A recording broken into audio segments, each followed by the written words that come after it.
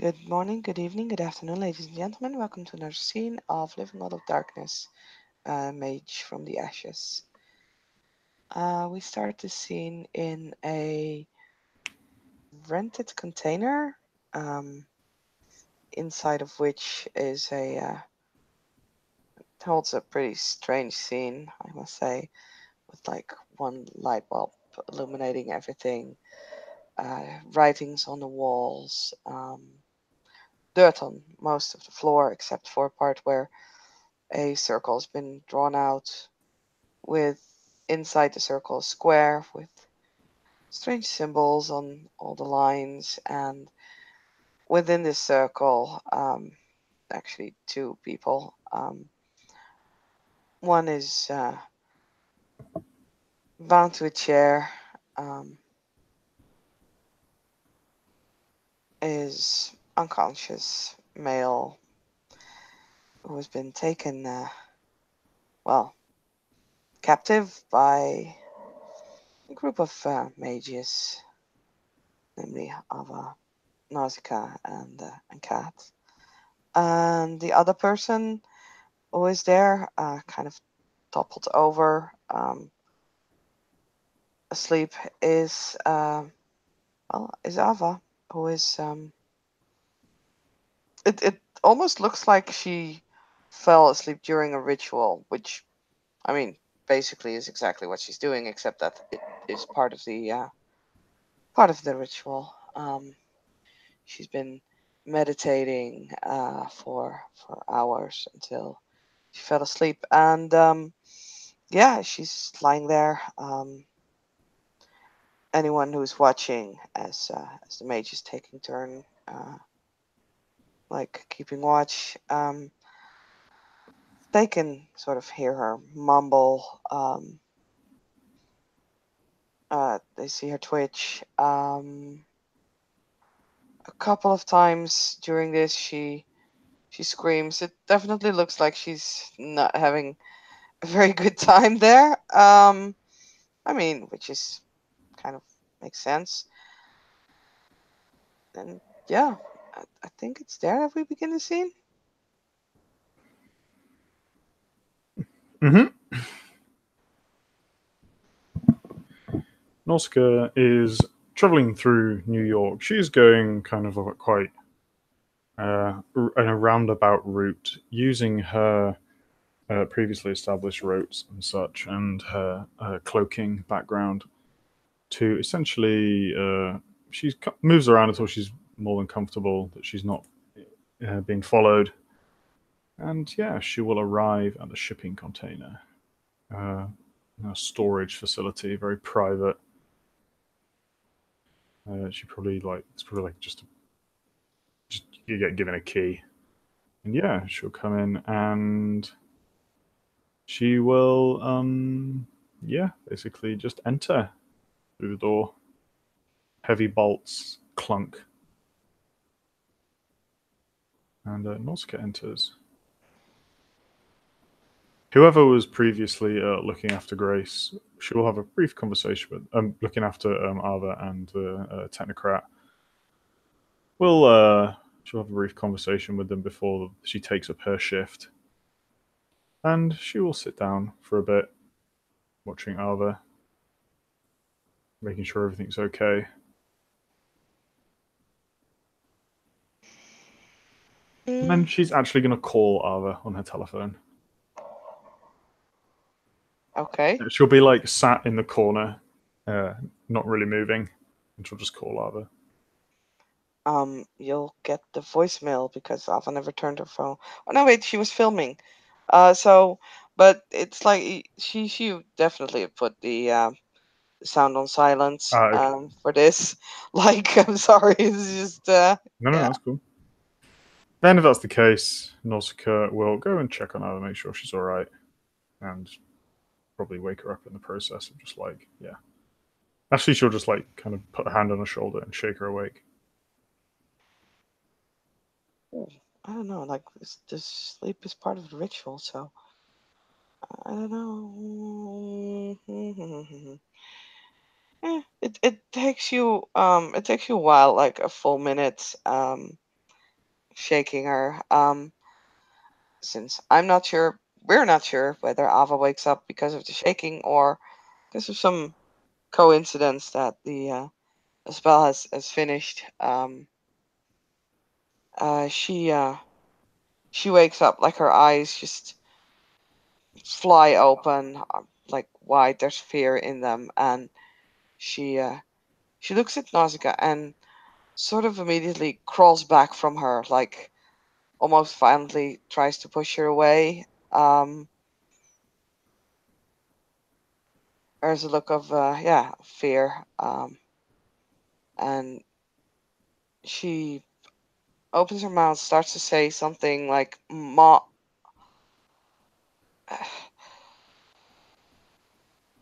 Nausicaa. Nausicaa just cocks her head. Ava, Yes.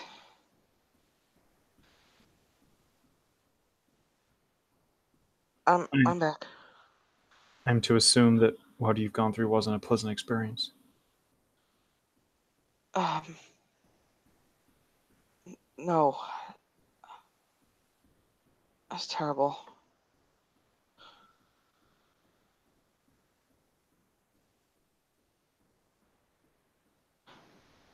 I will, sit up properly.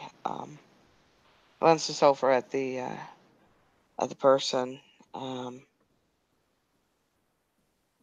is that Joe Black? I believe he was called. Yeah, it's Yeah. like you know, looking at this Joe and then looking back at Nausicaa, straightening herself and kind of just runs her hands through her hair, rubbing her eyes.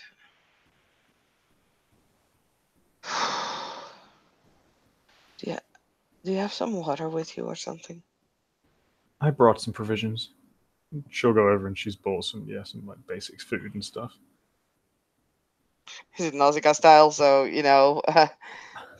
fried foods and energy drink. I think it will definitely be a takeaway, but there'll be just like some bottled water as well. Okay. Yeah, Ava will take a few deep swings from the water bottle as her throat kind of hurts from things.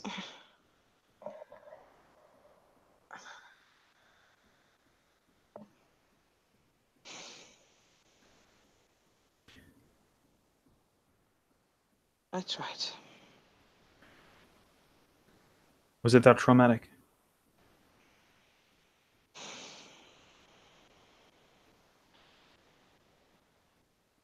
It's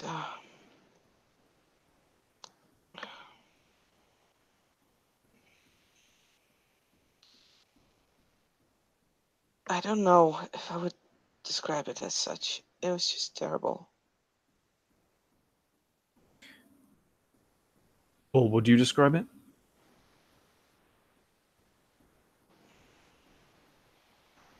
Um,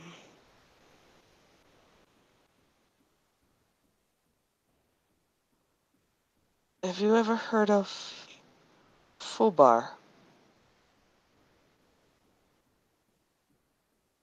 Fubar. Yeah, No. it's short for fucked up beyond all recognition.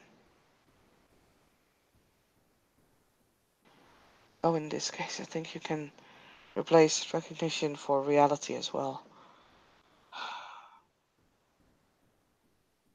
They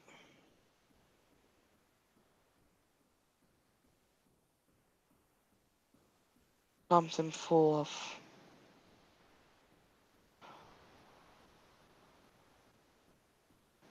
propaganda lies about us, all of us, how monstrous we were.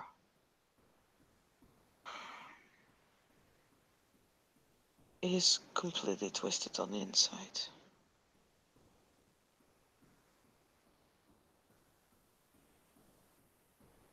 Beyond Redemption?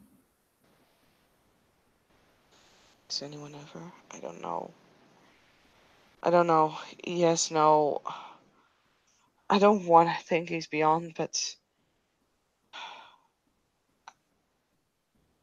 I don't know anymore.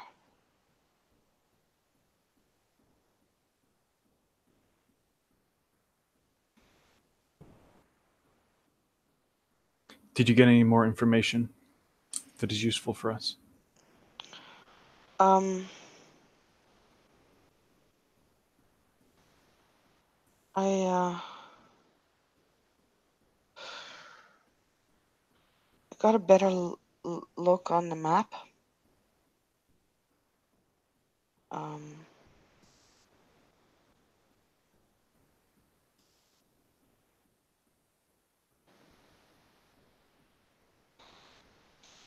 what information are you looking for? Anything he would know? If not, it's not a worry. We have the basics. His memories were all scattered. There was so much. Some things from before, then from the turning.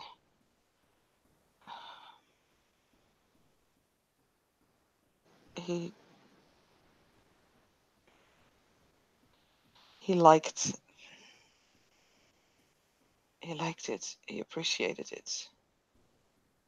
Made him better. Appreciated what? Them changing him.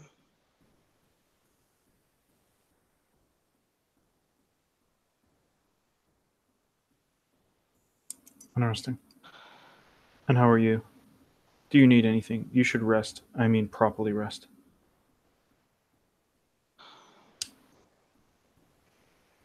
I'm tired, but Then you should have some proper sleep. I will. But I don't know. It was so fucked up. It was really terrible, Nausicaa. He made me like that place. In what way?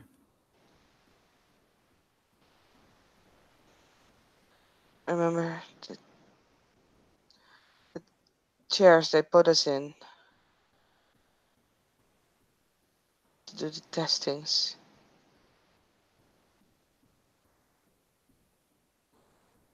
He liked the chair, and in this thing, stream, something, I was him. I was in the chair,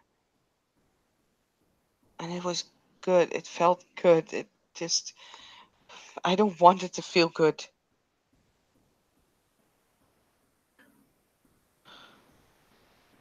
Likely a stimulated response.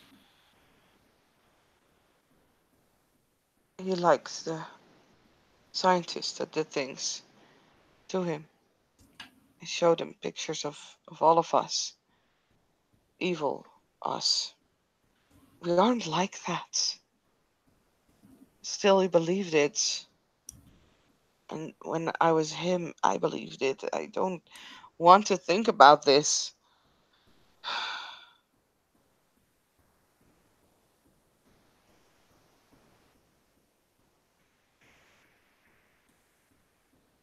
He believed every word they said, and no matter what I said, what I tried, I couldn't get him to see it. He did feel some remorse for things he did. He felt sorry for, but the programming, it was like programming because it also worked against him. He was like constantly fighting over this, like Cat's cousin, whether he was good or bad, and there was this continuous fight between these two, almost two versions of him, until, well, they found something they agreed with together.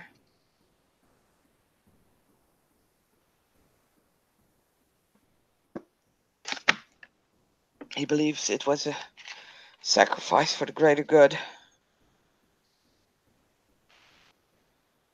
I couldn't get it out of his head. He looks at me as if I were a bad guy. He looks at us as if we're the bad guys.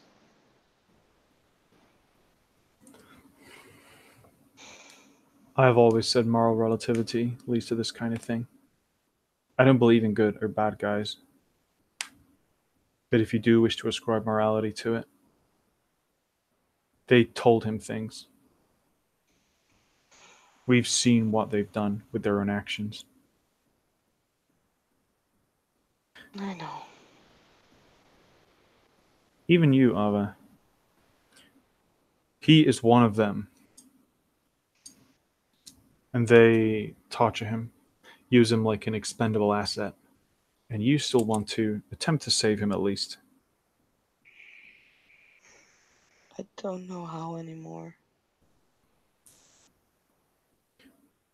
I do.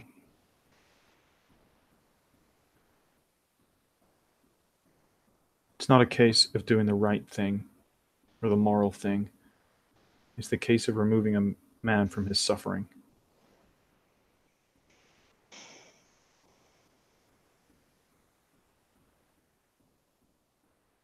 I don't know. I don't know what to do anymore. Maybe someone stronger than I can still do something, but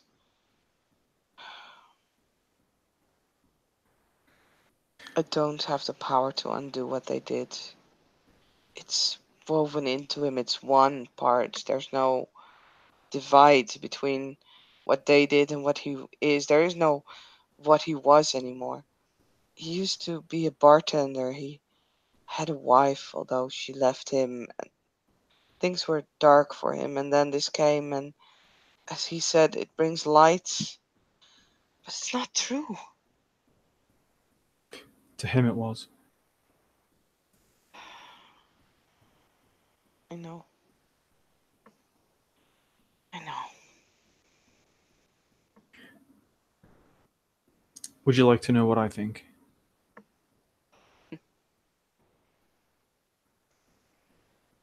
Sure. I don't believe the traditions are perfect. Even our order, although I would not repeat this to the others. If you read our history, a lot of it reads like propaganda too. The Order of Hermes is responsible for some highly arrogant and stupid actions.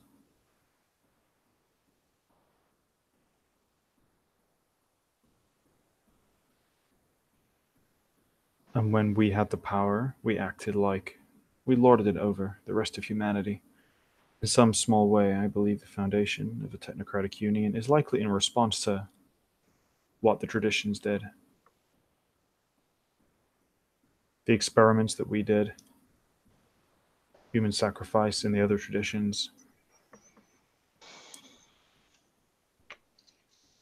treating the masses like cannon fodder. It's an easy and tempting thing to do when you have the powers we do. But that's what they're doing now. It is. Like I said, it's not a case of right and wrong. And one thing the traditions do, we've never been brainwashed. The Order of Hermes made it extremely hard for us to join. They did not strap us down to chairs and force us. Ultimately, the traditions stand for individual ascension and enlightenment. The technocracy may believe that they have the best interest of the masses at heart, but they do not trust the masses enough to give them the freedom that they deserve, to make the choices for themselves. Even other mages, she gestures to Joe, he didn't have a choice. Anything, his ending isn't our fault. Whatever happens to him is because the technocracy turned his mind into a robot. Something they would have done to us too. I know. Would you like to be in his position? Or would you rather be dead? I know you're right, but I don't want you to be right.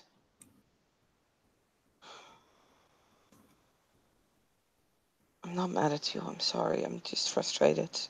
I understand.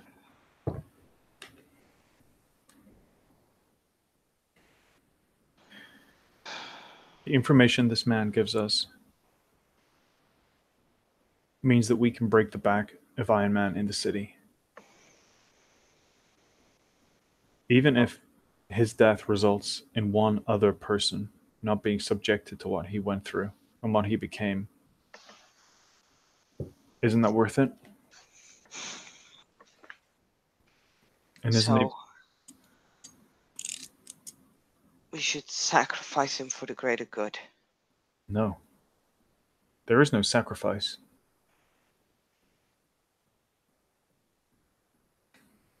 It still feels that way.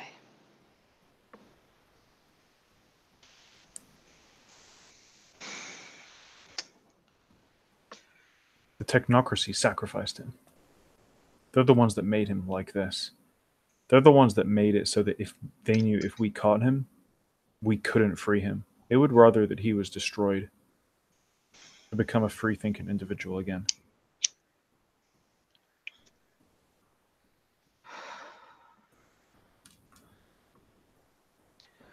I don't get it how they could be so heartless. Likely they don't think they are being heartless. Likely they justify it. The same way we all do. It was A similar way that I am now to you.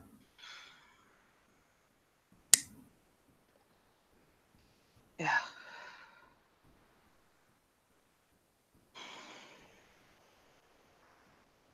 It's not a case of right or wrong.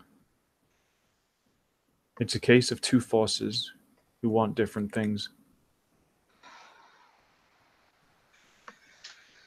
Like positive and negative energy. Nausicaa has a little, like, tiny kind of like smirk on the side of her mouth. Yes. I know I should see it like that, but Ultimately, equilibrium cannot be established.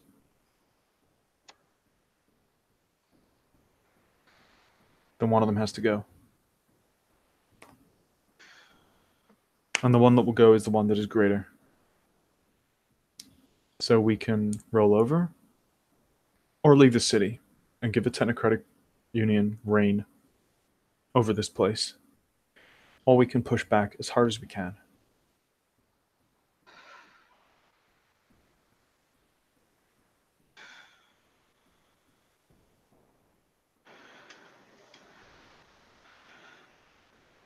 if we would leave the city, do you think they would stop turning people like that? No, I do not.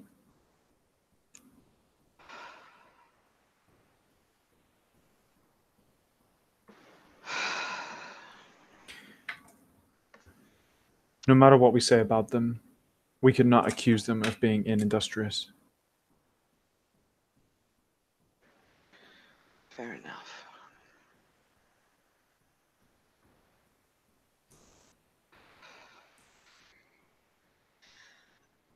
I hate this so much. You've sacrificed more than the rest of us. Your abilities with Armentis have proved invaluable. What, making him like this? She kind of gestures to him. No, we could have done that easily. I'm sure Kat would have been happy to do it with that club she was carrying. What I mean is exposing yourself to him, exposing yourself to his inner psyche. It gives us a deeper, more profound understanding of what it is they did and how we can combat it. We can't.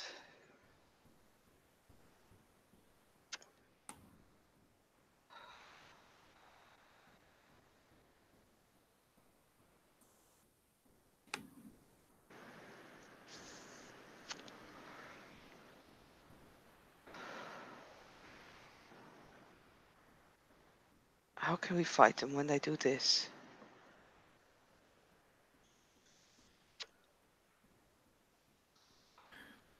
Because they are rigid, and they are unimaginative and uninventive. The genius at the heart of human progression and advancement is not turning us on to ordered robots. It is allowing the human soul to fly free. Being the way they are, predictable, uniform, means that once we understand them, once we have the ability to overcome them, we know how to do it.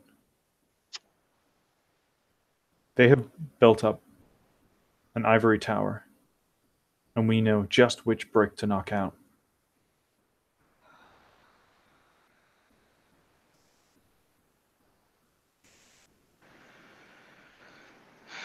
And that is what we're going to do. Likely, we'll never remove the Technocratic Union from the city without some kind of full scale military intervention by the traditions en masse. However, we can cripple them.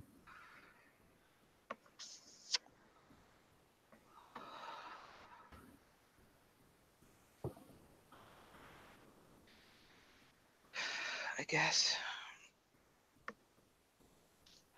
You seem unenthusiastic. I don't want to have to kill people. I have to think about that. I don't like it. I don't. I wish it didn't happen. I agree. We're not animals or barbarians. We serve something higher.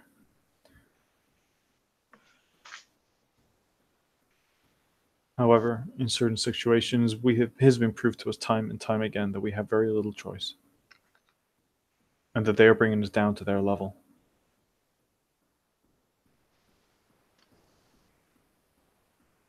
And we just let them do that.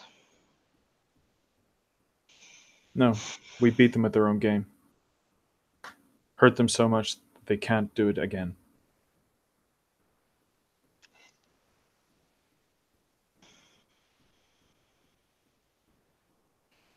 Our plan, I believe, will result in very minimal casualties.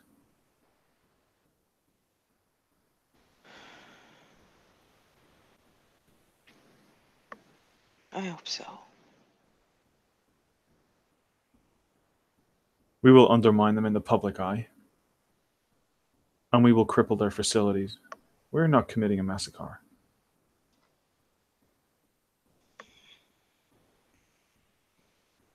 We're not shooting people on the street like they are.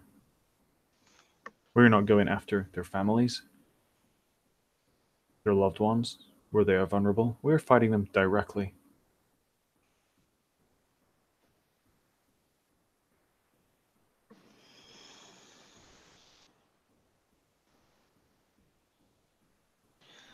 Alpha will look at Joe again.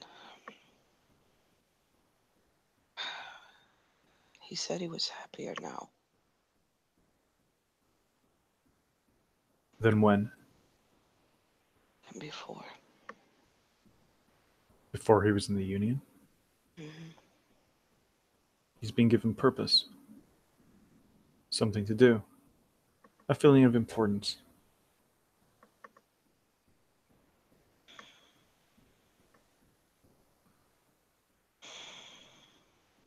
However, it's not true.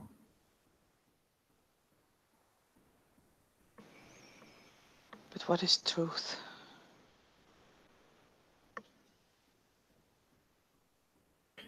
Isn't that what we're trying to find out as members of the Order of Hermes? I suppose.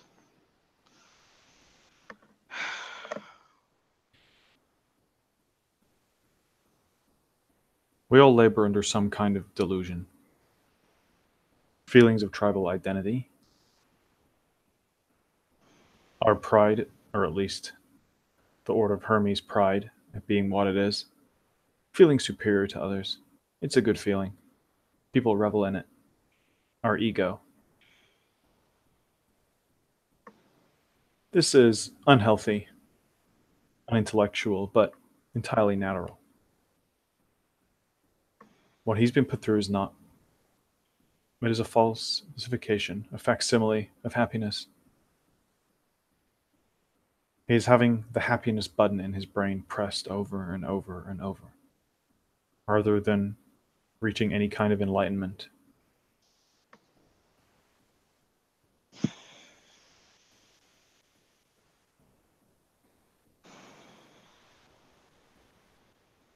I suppose. You have to believe that, Abe. You have to believe that you're on the right side. I'm trying. It's just that these images, the things he saw us do.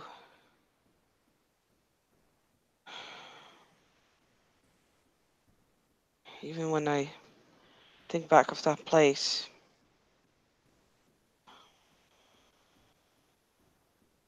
his images are in my head now.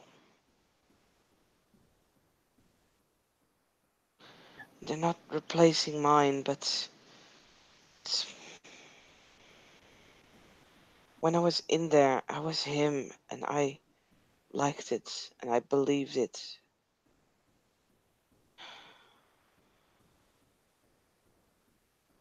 I looked at you, and I thought for a moment what he thought when he looked at you.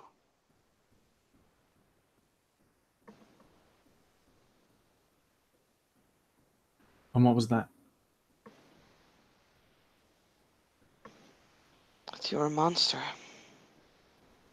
Deviant. That you harm people around you. Innocent people.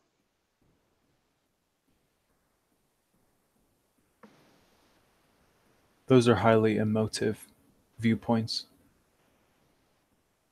I would assume that the technocracy was thought themselves above that.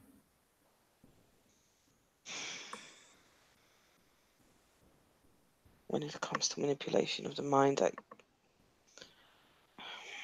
emotions are often stronger. Feelings of hate or loss, anger, those are powerful. Feelings of happiness, of trust, of safety.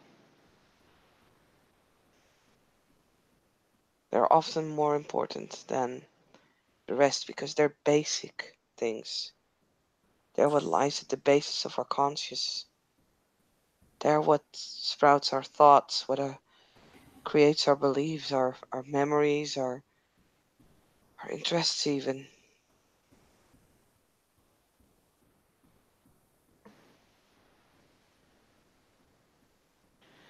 When you accomplish something,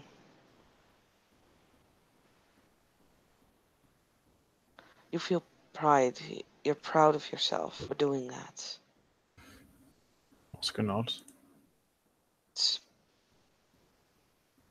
it's your brain telling you you did something good. It's an emotion. It's stronger. It's more important than what you did. That feeling is more important than what you actually did. To you, that is. It's manipulation. To mess with someone's emotions. It's just.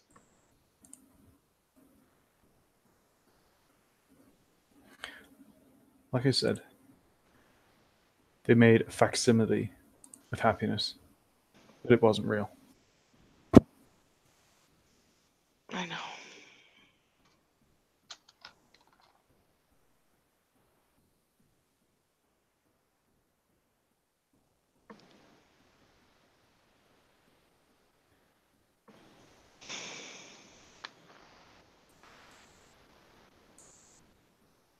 I bought some food if you would like some. From some of Lee's cooking. Not really hungry.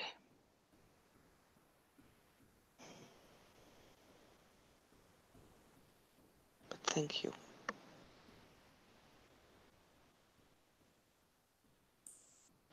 Would you perhaps like something else? I'm just tired. I need to think about this, about everything.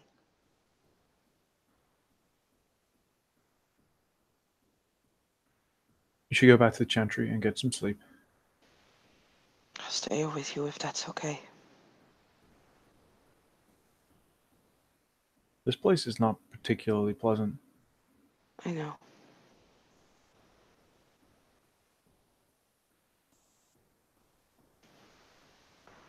I don't want to go back alone right now. I understand.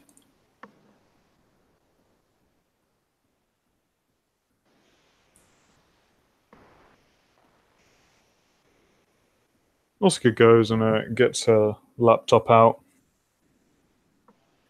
and yeah, kind of arranges two seats, looking away from Joe, and puts the laptop on a little, probably like a box. I've hotspotted it to my phone. We could watch something online if you would like. Yeah, sure.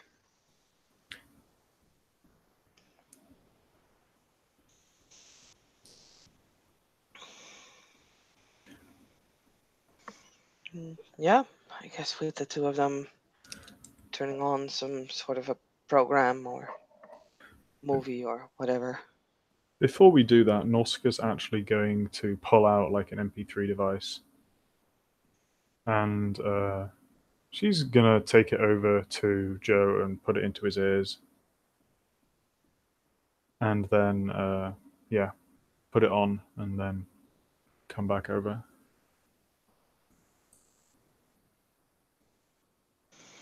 Ava looks confused for a moment, but she won't like ask.